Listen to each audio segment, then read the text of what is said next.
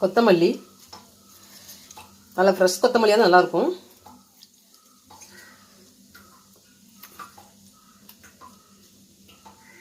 கொத்தமல்லியும் அரைச்சிக்கலாம், தண்ணி சேர்க்க தேவையில்லை.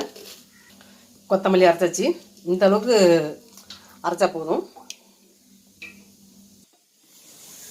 இதையும் சேர்த்துடலாம்.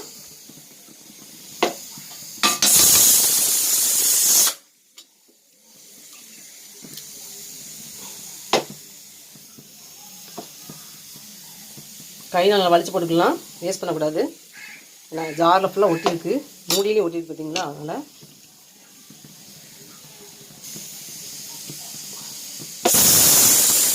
சின்ன வெங்காயம், இஞ்சி பூண்டு